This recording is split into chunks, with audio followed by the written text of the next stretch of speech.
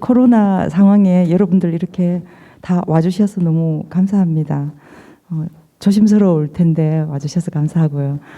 아까 소개드렸듯이 저는 그림책 작가 윤강미입니다.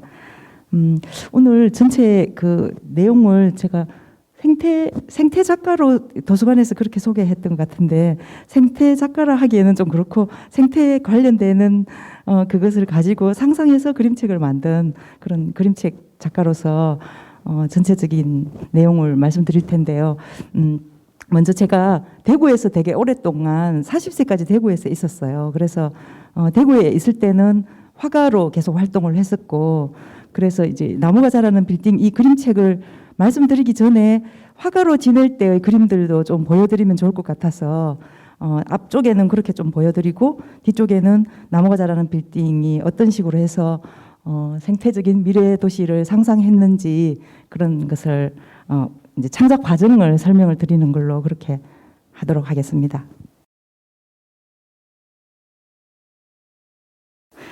오늘 마스크를 끼고 해야 되고 또 우리가 그 지금 코로나 상황이 되기 전에는 제가 이 그림책을 만들 때는 미세먼지가 되게 심해가지고 다 마스크를 끼고 다녔었잖아요. 그래서 오늘 만나게 되면 결국 얼굴을 서로 보지도 못하고 눈만 마주치고 강의를 해야 될 것 같아서 제가 이렇게 사진을 좀 준비했는데요.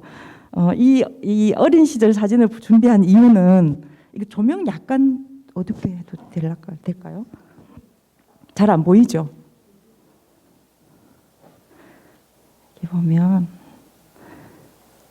얘가 접니다. 여기 오늘 어린이 친구들이 제가 많이 올 줄 알고 뭐 퀴즈도 준비도 좀 많이 하고 했는데 의외로 어린이가 2명밖에 없네요. 근데 그래도 뭐 어른 대상으로도 퀴즈도 좀 내고 그럴 테니까 어린이 친구들 손 많이 들어서 맞추기 하면 선물도 주고 그럴 거예요. 그 어린이 때의 모습을 제가 보여드리는 이유는 제가 어린 시절을 시골에서 자랐어요. 이렇게 소도 키우고 대추나무 밭에서 크고 또 사과 농사도 짓고 이런 시골에서 자라면서 요 어린 시절 초등학교 6학년 때 학교 교정에서 찍은 사진인데, 시골에서 자랐던 이런 사진들을 보여드리는 이유는 이제 제 그림에 다 이렇게 영향을 받았기도 하고, 지금 나무가 자라는 이 빌딩이 시골에서 자랐던 그런 것 때문에 이런 책이 또 나오기도 하고 그랬기 때문에 이걸 보여드리는 이유인데요. 이제 어린 시절에는 제가 꿈이 화가가 되는 게 꿈이었어요. 그래서 대학교 4학년 때 제가 대구에서 활동했다 했잖아요. 대구에 이제 댓갤러리라는 곳이 있었는데 거기서 첫 번째 개인전을 했었어요. 그래서 대학교 4학년 때 이제 화가로 데뷔를 했으니까 꿈을 이루었죠. 그런데 화가로 활동하다가 제가 지금 현재의 모습인데 그 아들을 키우면서 그림책을 알게 됐어요. 화가로 있을 때는 전혀 그림책을 몰랐어요. 그리고 우리 세대들이 대체로 뭐 책을 많이 보고 자란 세대들이 아니니까 이제 애를 키우면서 그림책을 알게 됐었어요. 그래서 이제 화가 시절의 그림들을 좀 보여드릴게요. 대학교 4학년 때 아까 첫 번째 개인전 때 제가 전체적인 그림 스타일이 한 3가지 정도 부류로 나눌 수가 있는데, 이제 대표적인 거 몇 개 이렇게 보여드리는 식으로 할 거거든요.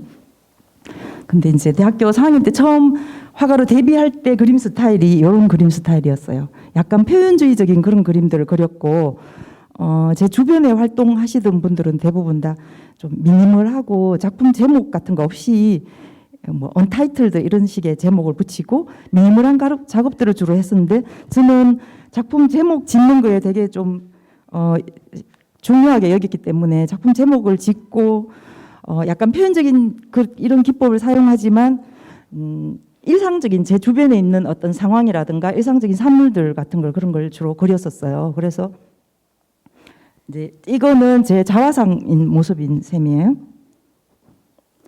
그 아까 어린 시절에 소도 키우고 대학 시절은 소 한 마리 키워서 등록금을 내고 이렇게 해서 제가 컸거든요. 그래서 미대 다닐 때 제 주변에 있는 일상적인 대상이나 사물들이 했었다 그랬잖아요.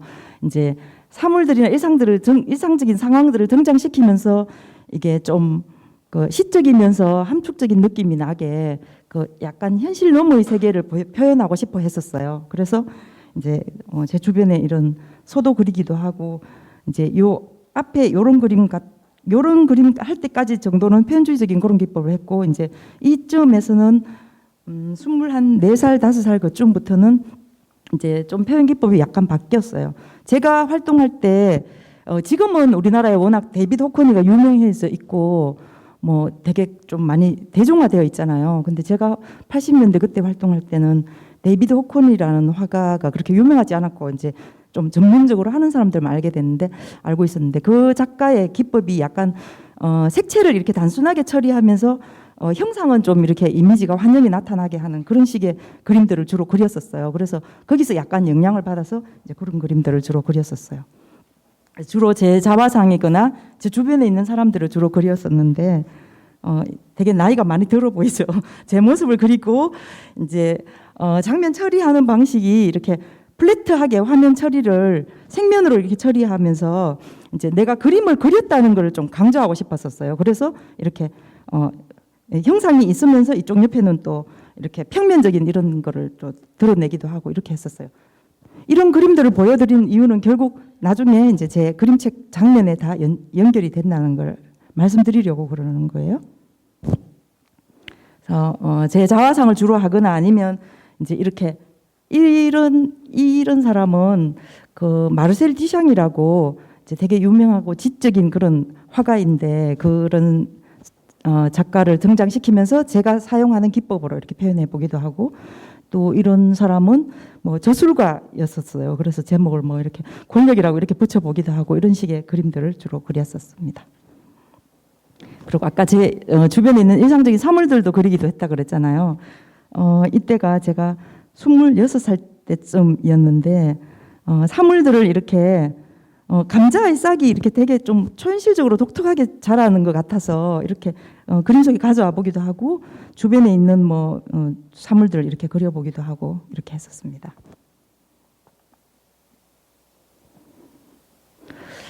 제가 이제 미술대학을 다닐 때 되게 좀 그때 문학을 좋아해가지고 도스토옙스키를 되게 열심히 읽었었어요. 그런데 어떻게 해가 나중에 이제 결혼 정년기가 되니까 결국 문학인을 만나게 되더라고요. 그래서 소설가랑 결혼을 했었어요. 그래서 제 남편을 이렇게 그려보기도 하고 이렇게 했습니다. 주로 제 자화상이 좀 많죠. 이때는 이제 결혼하고 주부 생활을 하면서 뭐 이렇게 화분에 물 주는 거라든가 이런 걸 주로 그리기도 하고 또 이제 이 그림은 제목이 일요일의 드라이브인데 그림 재료는 대체로 다 캔버스에 되게 사이즈가 많이 큰 그림이에요. 그리고 재료는 다 아크릴 물감으로 주로 다 그렸고 이제 되게 매트하게 이렇게 칠하는 이런 식의 기법을 주로 사용했죠. 이제 이 그림으로 전시할 때가 한 3번째 개인전점이었는데 이게 약간 프랑스 신구상주의 화가 그림 같다고 그래서 뭐 신문에도 좀 되게 크게 다뤄주고 그랬었어요. 그래서 이게 지금 희미하게 해서 잘 안 보이는데 이제 여기에 되게 유명한 사람들이 많아요.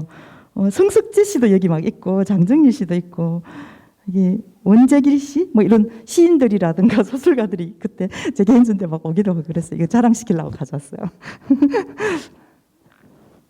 그래서 그때 그 개인전 때 아까 그 일요일의 드라이브 그 그림을 그릴 때 이제 제가 일상적인 사물들도 그렸다 그랬잖아요. 그래서 이 컵 모양 이게 어느 날 보니까 되게 좀 독특한 느낌이 드는 거예요. 그래서 이거를 이제 4대 원소 흙, 물, 불, 바람 뭐 이런 식의 시리즈식으로 해서 이 작업을 했는데 이게 사이즈가 꽤 많이 큰 거였어요. 그래서 그 사이즈 비교해 드리게 하려고 이렇게 사진을 가져왔는데 작품을 아예 그 작품 소개 제목을 제가 그때 박아 넣었었어요. 보통 작품 제목을 잘 안 하는데 저는 그때는 일부러 의도해서 스텐실 기법으로 해서 제목을 다 이렇게 박아 넣었는데 우리가 흙이었을 때 불에서 태어나다 물을 담은 기억 바람과 함께 이렇게 제목을 붙여서 되게 나름대로 막 엄청 심오하게 의미를 많이 부여해서 그렸었습니다. 그래서 이것도 제목이 공중누각입니다. 이제 제가 주변에 주로 사용하는 그 일상적인 사물들을 이렇게 그림 속에 가져오면서 제목은 거창하게 공중누각이라고 이렇게 붙였었습니다. 그리고 이때쯤부터 제가 이제 그전에는 원래 일상적인 상황들이나 일상적인 사물을 주로 그렸었는데 우연하게 그 중국 산해경을 만나게 됐어요.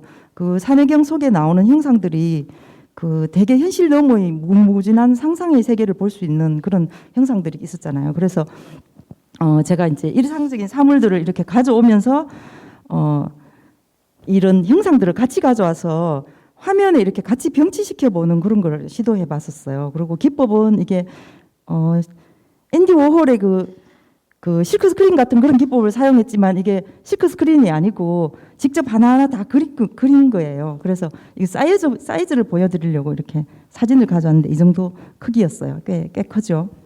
이제 이렇게 하면서 이때쯤부터 제가 산해경에 나오는 그 신화 형상들을 그리기 시작했다 그랬잖아요. 그래서 이렇게도 그려보고 그 제목도 되게 거창하게 붙였어요. 현묘한 길이라고 이렇게 붙였었어요.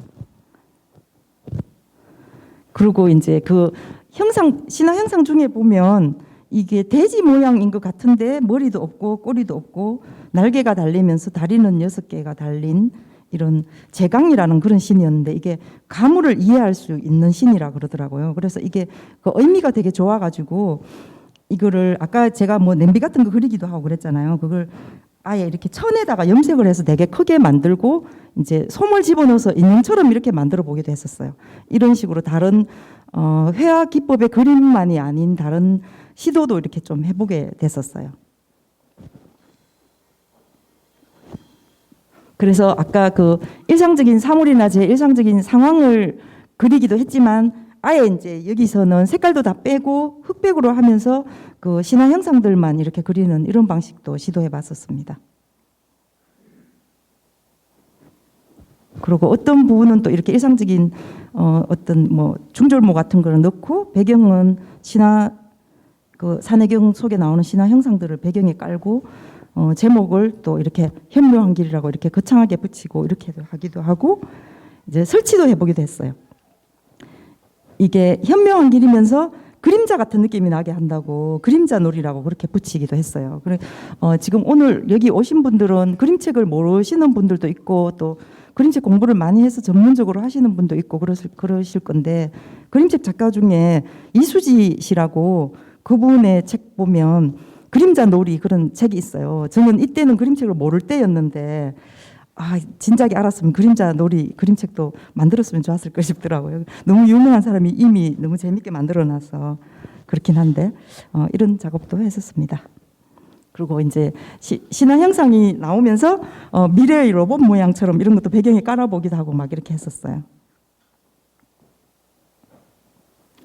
그리고 이제 이때 제가 그 계속 신화 형상 이런 걸 그리기도 하고 설치도 하기도 하고 이렇게 하면서 제 애가 이제 5살쯤이었는데 이때 개인전 할 때쯤에 한 5번째 개인전 할 때쯤이었는데 대구에서 사실 그 당시 2000년, 2001년 이럴 때는 인터넷이 그렇게 활성화되어 있지도 않고 이러니까 미술관이나 갤러리에서 우리가 전시를 하면 화가들이 전시를 하면 특히 또 대구에서 활동하니까 비평이 잘 이루어지지도 않고 그리고 뭐 대중화되는 거라든가 그런 것도 힘들고 이제 미술관에 찾아온 사람이나 관람객 외에는 제 작품을 많은 사람이 볼 수가 없잖아요. 그리고 뭐 콜렉터가 와서 그림을 하나 사가는 거 외에는 크게 이렇게 홍보가 잘 되지도 않고 그러는 와중에 그 전시회에 이제 작은 출판사에서 제 작품을 보러 서울에서 내려와가지고 제 작품을 보고는 그 남편이 소설가니까 이제 소설가와 화가가 그림을 그려서 그림책을 한 권 내보는 건 어떻겠냐 이렇게 제의를 해서 그때부터 애를 키우면서 그림책도 알게 되기도 했지만 좀 그림책에 대해서 좀 더 다시 한번 생각해 볼 수 있는 계기가 되었기도 하고 또 여러분들 그림책을 알고 오신 분들은 아마 그림책 좋아하시는 분들은 알고 어린이 친구들도 많이 알 건데 데이비드 위저너의 구름공항이라는 그림책을 우리 애가 되게 좋아했었어요. 근데 그 그림책이 글이 없이 그림만으로 이루어지는 건데 그림책이라는 것은 이게 동화책, 이야기책하고 다르잖아요. 그림책은 결국 그림으로 얘기를 하는 게 더 크고 글은 짧고 함축적으로 들어가야 되잖아요. 근데 이제 글이 없이 그림만으로 되는 그림책이 있다는 걸 또 알게 됐어요.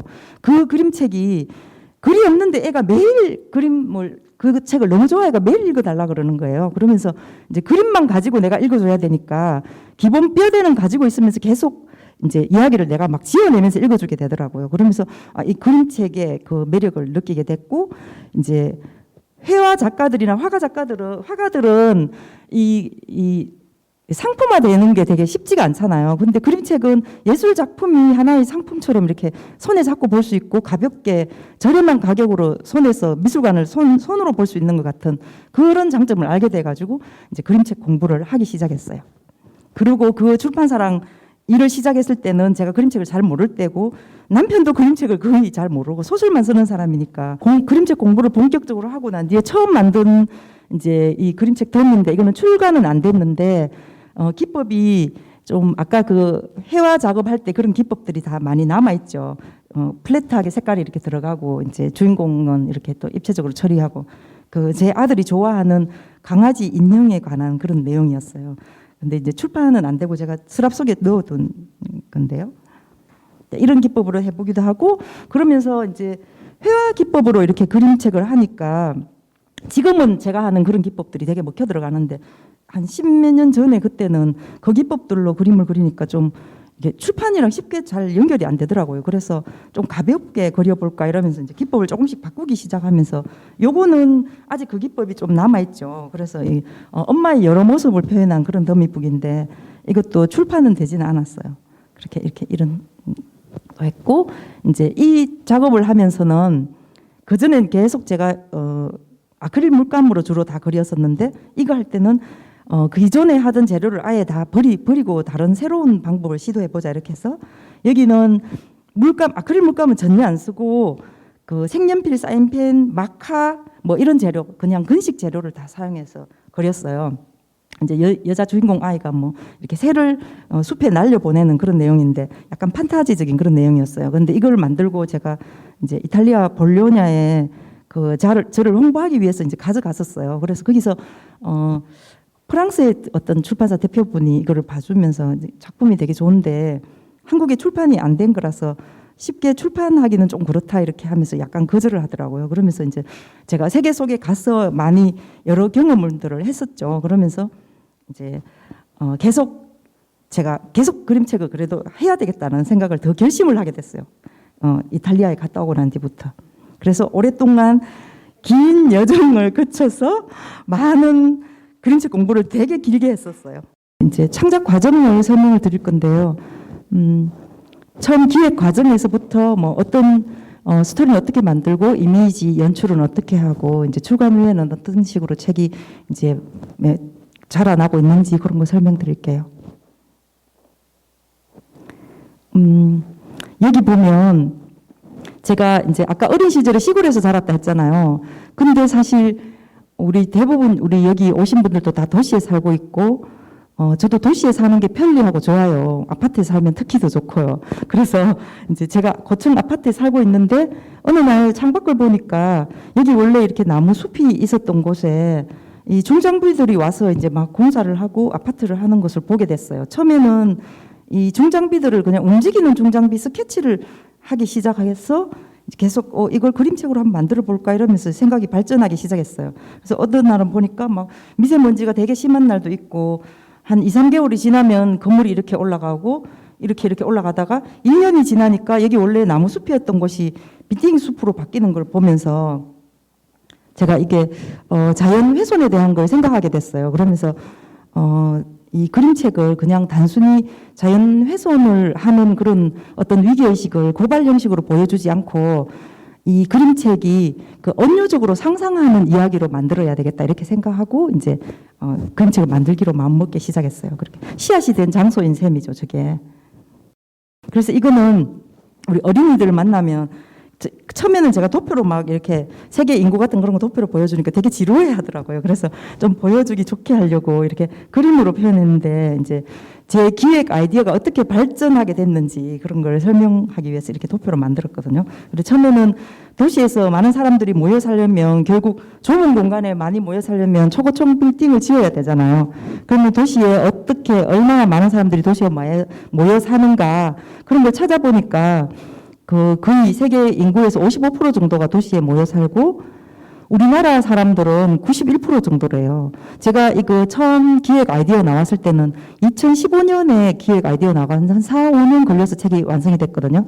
그런데 2017년 지나고 어느 날 어떤 책을 보니까 또 이현준 씨가 쓴 책인데 거기에 보니까 우리나라 도시 비율이 91%나 된다고 그러더라고요. 그리고 우리나라 아파트에 사는 사람들은 65%나 되고. 그래서 그러면 도시에 살면서 자연이 가까이 있게 할 수 있는 방법은 없을까? 그러다 보니까 이제 수직 정원이라든가 수직 숲 빌딩 뭐 그런 옥상 정원 이런 거가 있다는 걸 알게 됐어요. 그러면서 찾아보니까 이게 바빌론의 공중 정원인데 서양에서는 BC 600년에 벌써 이렇게 건축물에 식물을 심는 걸 이런 걸 시도하고 있는 거가 있더라고요. 그래서 역시 문명이 좀 앞선 곳은 저렇게 빨리 저런 것도 시도했구나라는 걸 알게 됐었어요.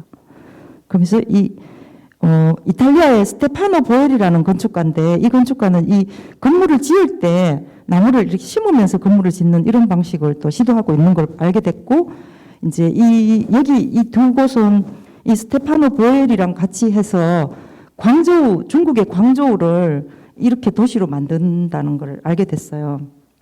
근데 뭐 최근에 어디 신문에 보니까 이 도시가 작년인가 이게 개통이 됐는데 뭐 이 나무들에서 오는 모기가 너무 많아서 불편하다고 그런 말도 있긴 하더라고요. 그래서 그렇게 쉽지는 않구나라는 생각이 들긴 하더라고요.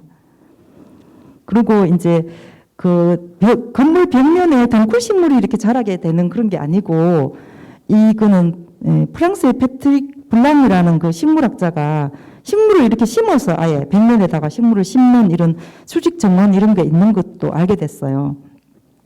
그리고 이제 제가 이 그림책을 되게 오래 걸려서 기획 아이디어 나오고 오래 걸렸다 그랬잖아요. 처음에는 이게 재밌게 잘 안 되니까 되게 많이 한 2, 3년을 좀 방황을 했었어요.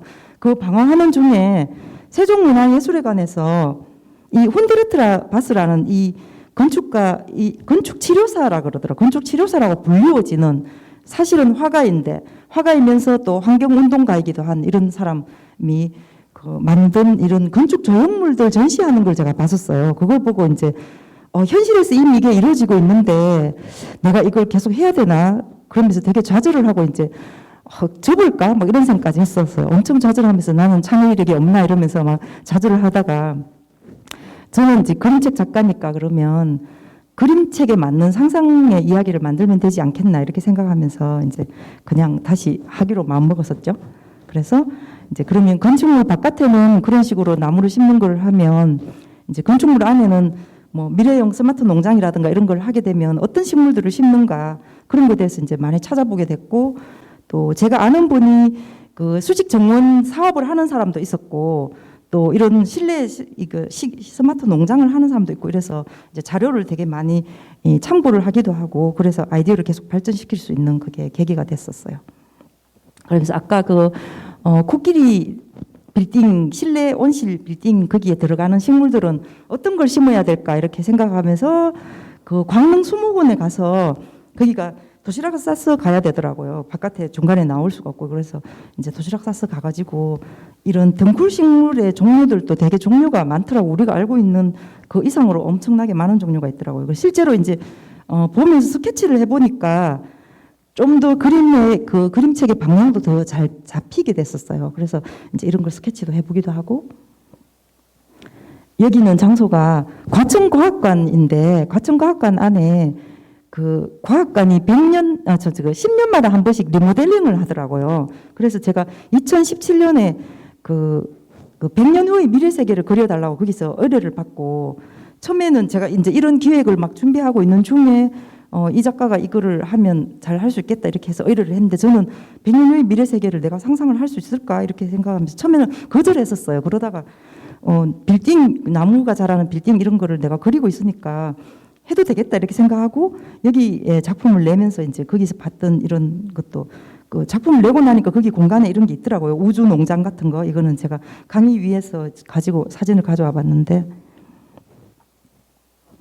이제 100년 후의 미래 세계를 그때 이제 이렇게 한번 상상해서 그려봤어요. 그래서 그 과학관에 가면 어린이 친구들 과학관에 나중에 체험 학습 가면 과학관 전체를 다 돌고 나오면 맨 끝에 공간에 제 작품이 이렇게 걸려 있어요. 이게 10년마다 리모델링을 하니까 10년이 걸려 있습니다. 10년 동안. 그래서 여기 이 흑백 작품은 SBS 영재 발굴단 뭐 화가라는 아이가 그렸고 이제 제 작품이 있고 그 한 두 개가 웹툰 작가 작품이랑 또 뭐 회화 작가 작품이랑 이렇게 네 점이 걸려 있어요.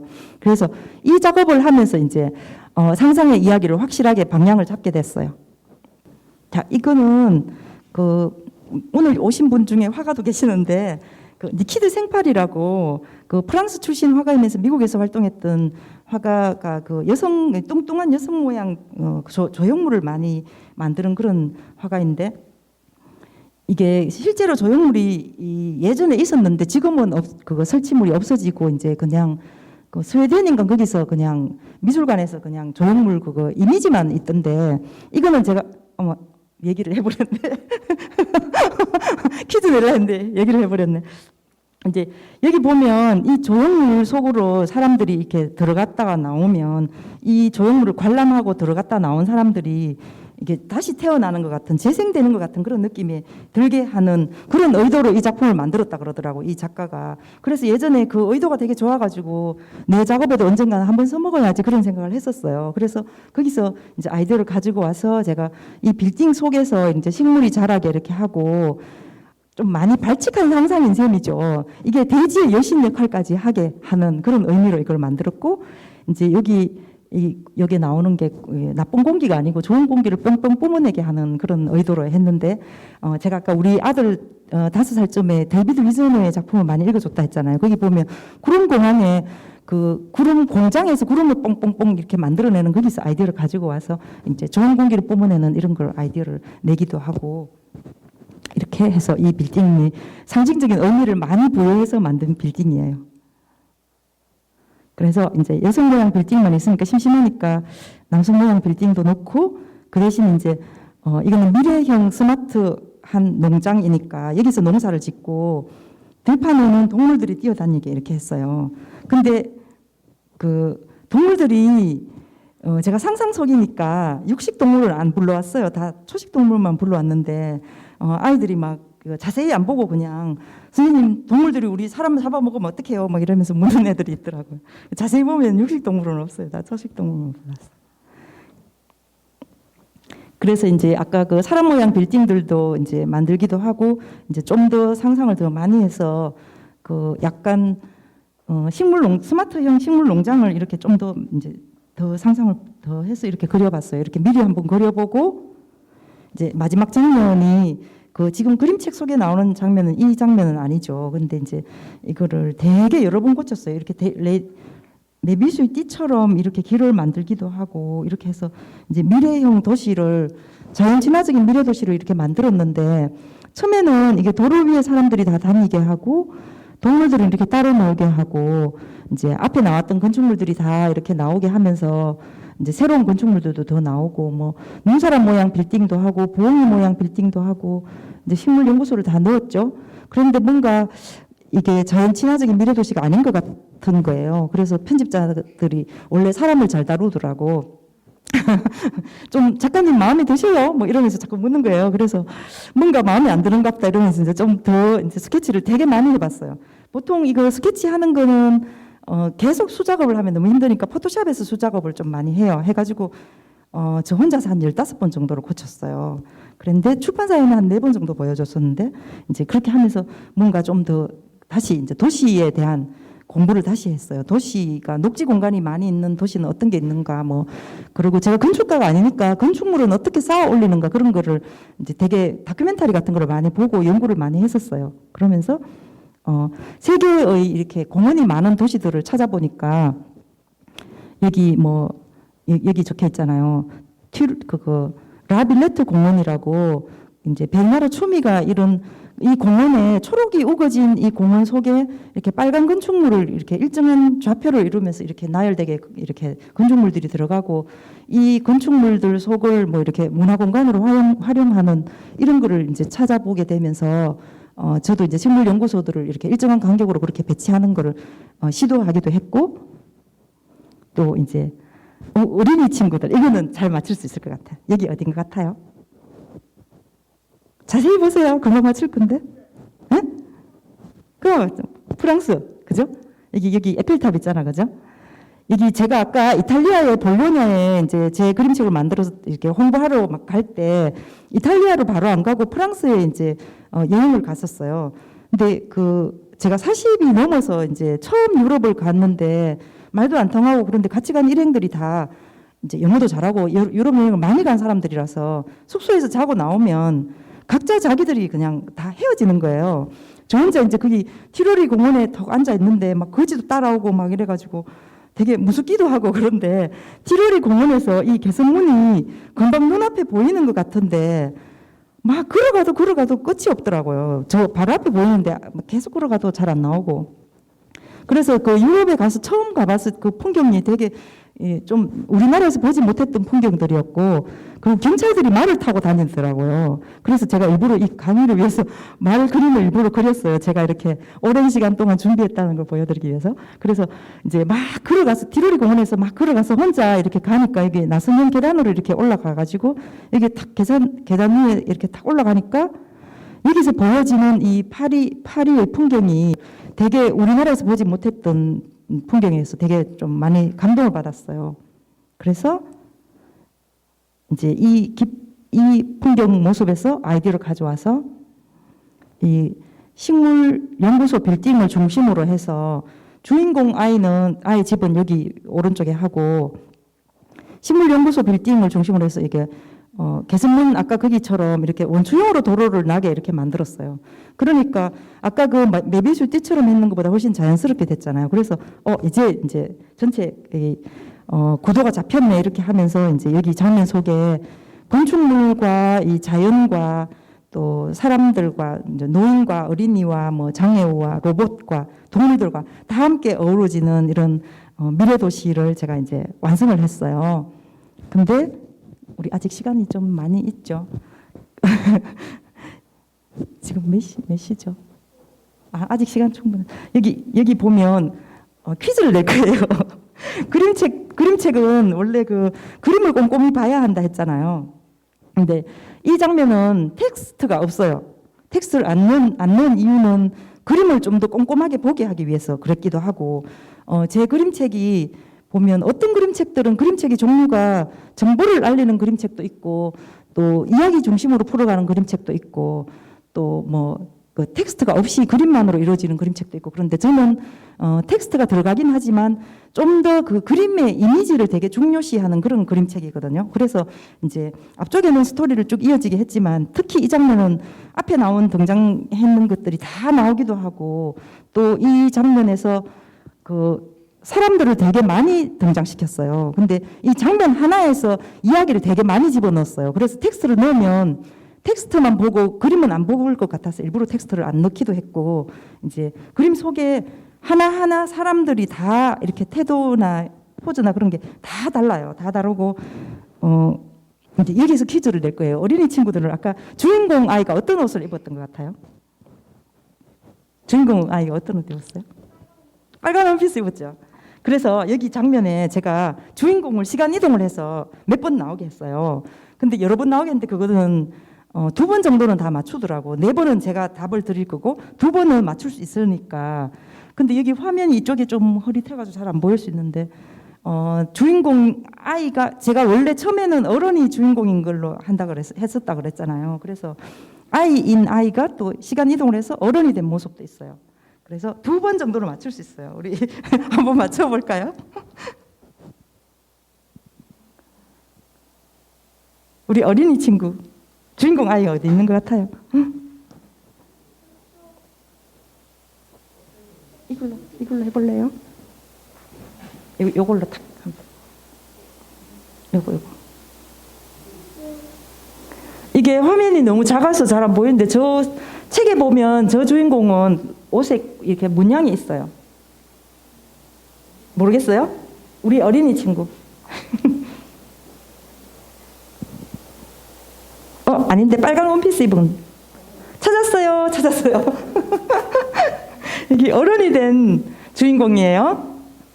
그리고 어른분들을 맞췄지 싶은데 지금 부끄러워서 말을 안 하는 것 같은데요. 제가 그냥 답을 드릴게요. 여기 주인공이 있어요.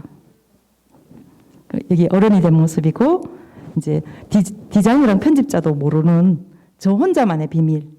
여기 보면 여기도 있고, 실제로 책을 보면 보이긴 해요. 지금 이게 화면이 좀 그래서 그렇지. 여기도 있고, 그다음 여기 이제 방이 많은 빌딩을 지어서 친구들을 초대한다 그랬잖아요. 그래서 여기에 주인공이 여기 있어요. 그리고 여기 수영하는 모습. 빨간 원피스 수영복 입었어요. 그리고 진짜 여기는 아무도 못 맞추는데 어떤 초등학교 애들은 이거 맞추기도 하더라고요. 이제 다른 빌딩을 지어서 식물에 물을 주고 있는 여자가 여기 있어요. 그렇게 해서 여기 보면 그 할아버지가 화분을 들고 신문을 읽고 있는 할머니한테 프로포즈를 하려고 이렇게 앉아 있는 이런 것도 있고, 또 여기 보면 남자가 여자한테 프로포즈를 하고 있어요. 근데 시간 이동을 해서 여기 가면 유모차 여기 있죠. 아이가 태어나 있어요. 이렇게 해서 장면 하나하나에 되게 의미를 많이 부여해서 여기 이 뒤쪽에 보면 여기 사람들이 이렇게 벤치에 앉아서 그림 그리는 사람들도 있고, 또 어떤 사람들이 급하게 출근하는 사람도 있고, 뭐 아이들이 식물연구소에 이렇게 견학 오고 이렇게 한 것도 있고, 또 장애우가 남자가 있으면 또 여자도 넣기도 하고, 남자가 산책 나온 강아지를 끌고 산책 나온 사람이 있으면 여자가 산책 나오기도 하기도 하고, 또 뭐 로봇들이 이렇게 다 다른 종류의 식물들을 키우기도 하고 이런 식으로 해서 이제 다 같이 어우러지는 미래 도시를 만들었거든요. 그래서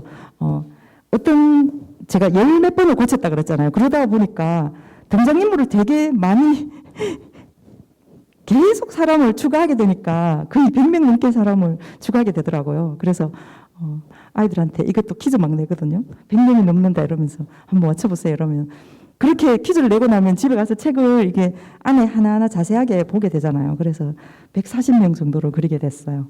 그래서 여기 보면 뭐 눈사람 모양 빌딩도 있고, 여기 부엉이 모양 빌딩은 이렇게 계단이 나선형으로 이렇게 막 올라가게 했어요. 이거는 아까 그 개선문 올라갈 때 나선형으로 올라갔던 거기 그 추억이 있어가지고 이렇게 한번 그려보기도 하고 그랬어요. 그래서 일정한 간격으로 식물연구소들이 이렇게 배치되게 해서 그 자연 친화적 미래 도시를 상상했습니다. 그래서 그 그림책이 책 속에 있는 이미지가 이제 이렇게 입체화돼서 밖에 나오기 시작했는데, 이게 실제로 이제 나오고자 빌딩이 만들어졌죠. 그 제주도에 있는 꿈바당 어린이 도서관이라고, 거기가 대통령 공간으로 사용하는 도서관인데, 실내에는 이렇게 대통령이 침실로 쓰던 곳이 그대로 이렇게 있으면서 도서관 바깥에 정원이 되게 아름답게 잘 돼 있더라고요. 그래서 그 제주도의 그림책을 좋아하는 시민 모임에서 이제 제작품을 이렇게 입체로 만들어서 도서관에 의뢰를 해서 우리가 기획한 이 전시를 도서관에서 좀 해달라 이렇게 해서 하게 됐었어요. 그래서 여기 그 대통령 공간 안에 이 공간을 지나서 이렇게 옆으로 가면 대통령이 잠자던 침실도 이렇게 그대로 있고 그렇더라고요. 거기서 이렇게 설치도 하고, 또 여기는 안산 상록 어린이 도서관에서 또 이렇게 입체화 시켜주기도 하고, 제가 이 그림책이 보통은 이렇게 전시가 많이 잘 안 이루어지는데, 저는 이제 현대 어린이책 미술관을 통해서 그 데뷔를 한 셈이잖아요. 그러니까 먼저 책이 나오기 전에 이제 입체화돼서 전시를 하고 그런 걸 했었기 때문에 그거를 다 알고 이제 여러 도서관에서 이렇게 되게 하고 싶어 하더라고요. 여러 도서관 측에서. 그래서 여기는 광양희망도서관이라고, 이 두 개는 광양희망도서관인데, 그 도서관이 어린이 도서관인데 광양에서 뭐 이렇게 그 되게 돈 많은 사람이 투자를 많이 해줘가지고 도서관 시설이 되게 좋더라고요. 그 갤러리처럼 이렇게 다 만들어져 있고, 그래서 한 공간에는 아예 입체를 이렇게 제가 아이디어를 내주니까 사서쌤들이 다 이렇게 직접 막 제작도 하고 이렇게 해서 해주더라고요. 그렇게 요즘은 사서쌤들도 전시 기획 능력까지 있어야 되나 싶을 정도로 이렇게 해줘서 저는 되게 고마웠죠. 그리고 이제 결국 그림책은 이게 이미지니까 결국 책이 팔리는 것도 팔리는 건데 이미지도 다 이제 지금은 이미지 사용료를 다 받으니까 저한테 되게 효자가 된 책이 되었죠. 그래서 그게 미술관을 통해서 했으니까 그 창비 측에서도 이렇게 이미지를 사용하고 싶어 하는 그런 도서관들이 이렇게 많이 생길 줄을 생각을 못 했는가 봐요. 근데 이제 입체화되는 이런 거를 많이 보게 되니까 이제 여러 도서관에서도 입체화 시키고 싶어 하더라고요. 그래서 저는 뭐 책이 계속 이렇게 막 계속 이렇게 보여지고 있으니까 좋죠. 그래서 아까 그 터키라든가 그 이탈리아 독자들이 되게 적극적이더라 그랬잖아요. 막 이런 어린이들하고 이렇게 책을 가지고 이렇게 활동하는 걸 보여주기도 하고, 또 어떤 미술 선생님은 또 책을 가지고 이렇게 만든 분도 있고, 여기 오늘 오신 선생님도 계셔요. 한경희 선생님이라고 대구에서 활동하시는 선생님인데 이렇게 그림책을 가지고 흙놀이 하시는 분인데 너무 고마워가지고 제가 이거를 막 사람들한테 갈 때마다 보여드리는데, 도자기를 구워서 그림책 속에 그 빌딩을 이렇게 하나하나 다 만들어서 도자기를 구워서 이렇게 만들어 주시기도 했더라고요. 그리고 이제 여기 팝업북은 아까 제가 입체화를 하고 싶었는데 못했던 거를 아이들과 활동할 때는 이제 이렇게 아이들이 그려가지고 팝업북으로 만드는 거 이런 걸 시도하고 있습니다. 그래서 지금 여기 보면 여기 어디서 많이 본 거 안 같아요? 이 대구 파티마 병원이에요. 근데 제가 이 책을 낼 때 그 스마트 농장이라든가 수직 정원 같은 그런 거를 자료를 제가 막 찾고 있을 때 제가 알던 분이 이런 사업을 하고 있는 걸 알게 됐어요. 그래서 자료 도움도 많이 받고 이랬는데 이분이 이제 이 식물 공기청정기를 그 파티마 병원에 설치하고 이렇게 하면서 당신의 작품 속에 나오는 이런 이미지를 가지고 식물 공기청정기를 어린이집이나 뭐 초등학교에 이렇게 가져가는 거 이런 것도 한번 자기가 시도해보고 싶다 이러면서 콜라보를 하자 그러더라고요.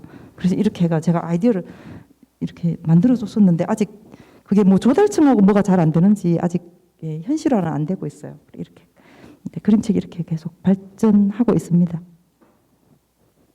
그래서 자연 친화적 미래 도시를 여러분들이 제 그림책을 통해서 상상을 많이 할 수 있는 시간이 되었는지 모르겠네요.